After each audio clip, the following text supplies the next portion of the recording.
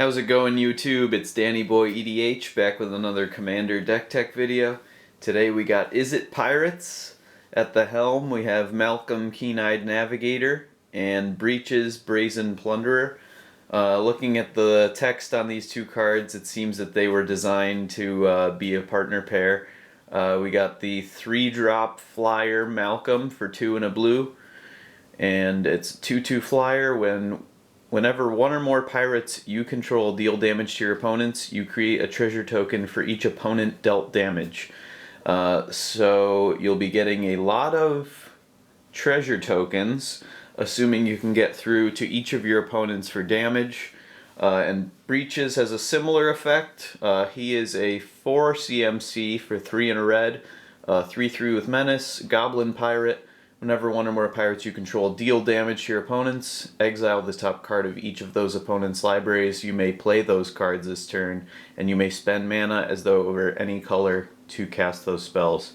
So that does allow you to play cards, including lands, off your opponent's deck when you're getting through for damage, and so it also lets you cast spells, which Malcom also plays into by creating treasure tokens on damage. Can get really out of hand once you start getting a few pirates out and you're getting in at least one creature on your opponents. First strike and double strike also can add extra triggers as well. These are triggered not just by combat damage but any damage, so that kind of makes them a little more broken, a little more easily at least. We've got a 2-card combo with Malcom in the form of Glint Buccaneer. It has haste, and whenever you discard a card, it deals 1 damage to each opponent. And then the activated ability for 1 and a red, discard a card, allows you to draw a card. Activate it only if the Buccaneer is attacking. So basically you drop it with haste, attack, discard a card, and pay 2 to ping all your opponents. Assuming it's a normal commander game, you'll hit 3 opponents for 1 damage, creating 3 treasure tokens, and then you can basically just activate the ability again, netting a treasure token every time, and pinging your opponents each time you draw, basically going until everyone is dead. We also have Lightning Rig Crew. This has a tap ability that deals 1 damage to each opponent, so that will get you 3 treasures and 3 exiles as well with Breeches if he's out. But whenever you cast a pirate spell, you untap the Lightning Rig Crew. So basically you can spew out a whole bunch of 3 drops or less, getting free treasure every time by pinging your opponents as you cast spells. And then you can basically just go infinite with it if you play something like Freed from the Reel, because you'll get 3 treasure tokens, use 1 of them for a blue to untap the creature, and continue pinging away, netting treasure every time. Zara basically provides the same effect with an untap for a blue, can also give it flying, or Shroud, or +1, -1, or -1, +1. Usually would just be going for the untap there, but that allows you to get basically infinite damage to your opponents and a whole bunch of treasures along the way. So basically this kind of tap ability is super effective with Malcom because he doesn't require the damage to be combat based. So if you have abilities like Quicksilver Dagger or Sorcerer's Wand, these will also combo infinitely as long as you have a pirate. So basically you could put either of these on Malcom and then equip him or enchant him with Freed from the Reel or Zara. Power of Fire and Fire Whip also will go infinite in this way, as well as Burning Anger. Tap, this creature deals damage to any target equal to its power. So those are all the combos basically, and they're pretty consistent to get out since you do have a few of those different tap abilities as well as the multiple ways to untap. So At the time of this video, the Pirates deck actually is undefeated. We'll see how long that lasts, but we've got the Siren Storm Tamer, Spectral Sailor, and Impulsive Pilferer. The blue ones having flying is nice. The evasion will help you get in for exile triggers and treasure tokens from your commanders. Impulsive Pilferer, when it dies you get a treasure token, and it has the Encore ability. There's a few of the Encore cards which were part of the Commander Legends, basically exiling it from your graveyard and creating a copy of it with haste for each opponent, and it attacks that opponent if able this turn. Activate only as a sorcery, so it's a good way to spread out some damage late and hopefully get all your triggers from your commanders. We got Fanatical Firebrand, has a tap and sack to deal 1 damage to target creature or player. That could also get you in for a treasure or an exile.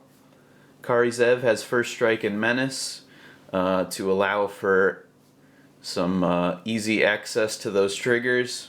Unfortunately, the Ragavan token is not a monkey pirate. But that would be nice if you got a pirate token as well. Dire Fleet Daredevil has First Strike. I like the First Strike abilities in this deck because it just gets those extra triggers going for extra fuel. And also, when Dire Fleet Daredevil enters, exile target instant or sorcery from an opponent's graveyard. You may cast it this turn, and you may spend mana as though it were mana of any type to cast that spell. Exile it if it would be put into a graveyard. Stormfleet Swashbuckler. If you have the City's Blessing, it gets double strike, basically to double up your treasure triggers, etc. Warkite Marauder will shut down one of your opponent's blockers, turning it into a 0/1 with no abilities until end of turn. And Time Stream Navigator can get you an extra turn with the City's Blessing.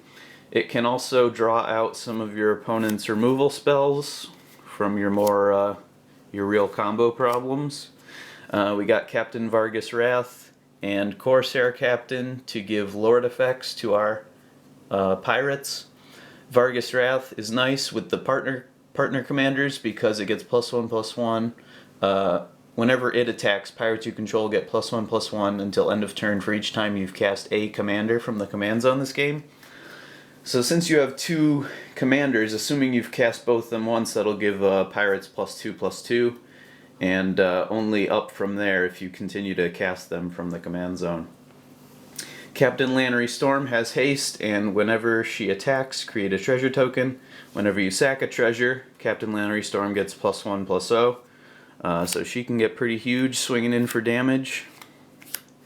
We got Hull Breacher, one of the most notable pirates, I'm sure, from Commander Legends. Has Flash. If an opponent would draw a card except the first they draw in each of their turns, instead you create a treasure token, basically shutting off everyone's draw. Huge new target.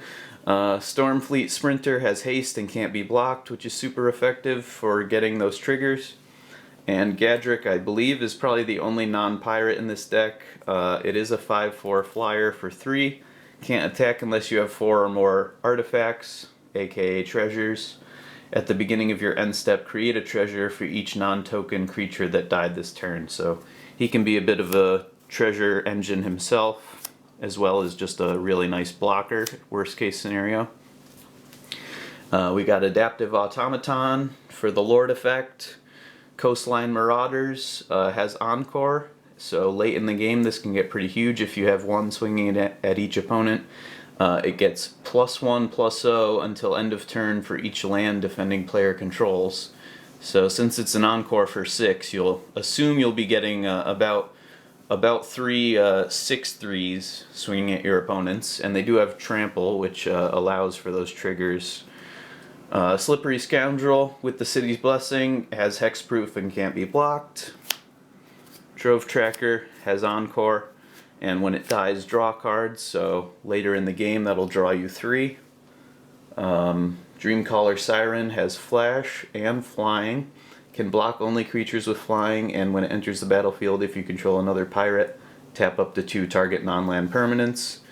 either to stop someone's attack or to allow you to swing in and tap down their blockers. Captivating Crew has a nice activated ability. For 3 and a red, you can gain control of target creature and opponent controls until end of turn. Untap it, it gains haste, activate only as a sorcery. So basically you're taking other people's creatures onto the pirate crew, which Breeches will certainly be allowing you to do if you're casting them out of exile. Merchant Raiders will tap down your opponent's creatures whenever pirates enter.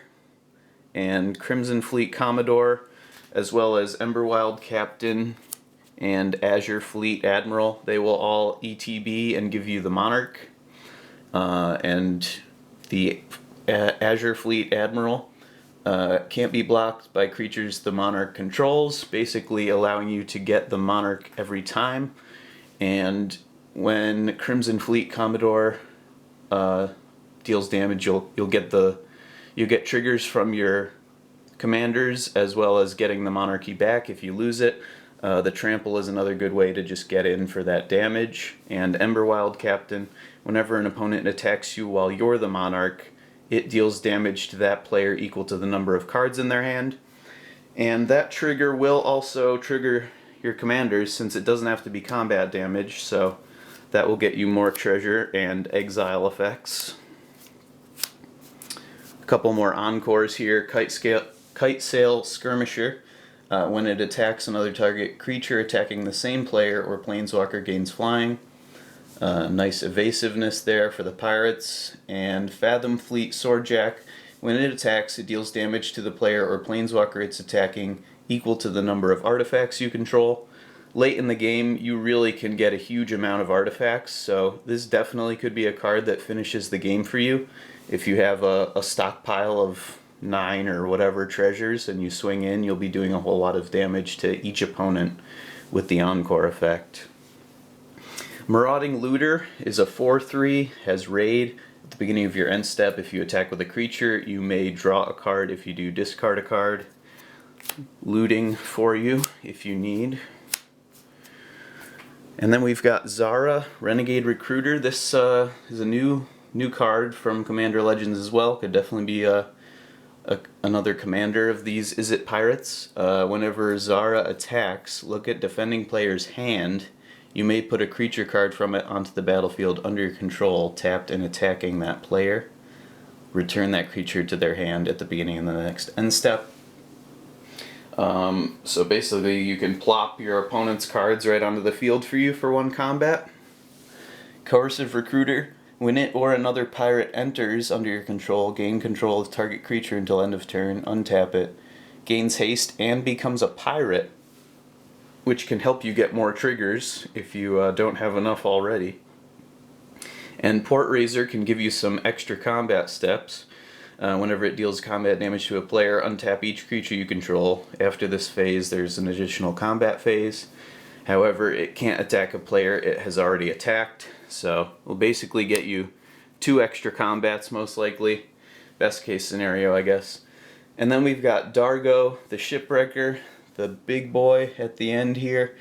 He could be your partner commander as well. The 7 CMC is a little big, but if you read it here, the spell costs 2 less to cast for each permanent sacrificed this turn. So basically, if you sacrifice 2 treasures for mana, that basically pays for 6. So if you sack 2 treasures and tap a land, you can basically get a 7/5 with trample. Cost less than it looks. So that's basically it for all the pirates. You're going to be trying to swing in and get some damage going early to start netting you triggers. So we've got some enchantments here. Aqueous Form to give you unblockable and scry triggers. Curse of Opulence will give you treasures as well as your opponents. I should say gold tokens. They don't have to be tapped before they're sacrificed for mana. And then any opponent also attacking that player will get a gold as well. Makeshift Munitions. You can pay 1 and sacrifice an artifact or a creature to deal 1 damage to any target.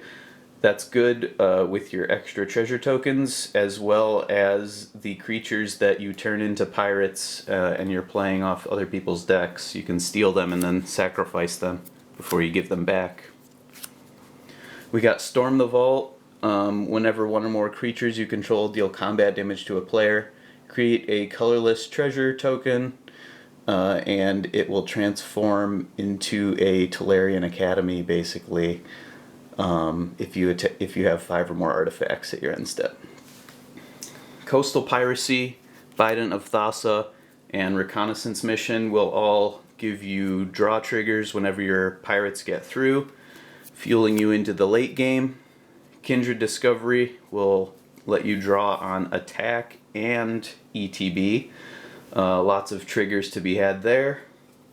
That's it for the enchantments. We've got Sky Diamond and Fire Diamond, as well as Pillar of Origins. I did make this deck after Commander Legends came out when they reprinted the diamonds. You could definitely be running Signets instead. We got Treasure Map, gives you Scry as well as treasures, and it turns into a land that will tap for 1 of any color, I believe, or tap, sack a treasure to draw a card, which is nice. We got Lightning Bolt for a little bit of removal or bits of damage where you need it. Shenanigans to dredge back artifact removal. Buccaneer's Bravado can get you in for some big time double strike, doubling up your triggers. And Fiery Cannonade deals 2 damage to each non-pirate, hopefully allowing you to get in for those damage triggers. We got Negate, Arcane Denial, and Counterspell, as well as Unsubstantiate and Spell Swindle for a little bit of flavor there. And that is basically it. Take a quick look at the lands here. Nothing too special. All the good lands are in my Niv-Mizzet deck that you saw last week. So basically just got some budget lands here. Temple of Epiphany, Swiftwater Cliffs, Izzet Guildgate, Highland Lake, Great Furnace, Desolate Lighthouse, Evolving Wilds, and then we got our basic lands. We got 15 mountains and 14 islands. So that is it. It's pretty fun deck to play. Much more fun than the Niv-Mizzet. The Malcom just gets super out of hand with the combo power. I'm sure when you bring this to the table the first time, people aren't super threatened by it. It doesn't really seem too out of control until you really recognize that those triggers are not just on combat damage, so they can definitely be abused and taken advantage of for sure to help the pirates get ahead and get a nice big board presence. It's fun to play. And it's not a poop deck either. It's a good deck. It's a good fun one. Let me know what you think. If I'm missing any cards, let me know in the comments below. And if there's anything else you want to see in future videos, definitely let me know as well. And thank you for watching, and take it easy. Have a good day.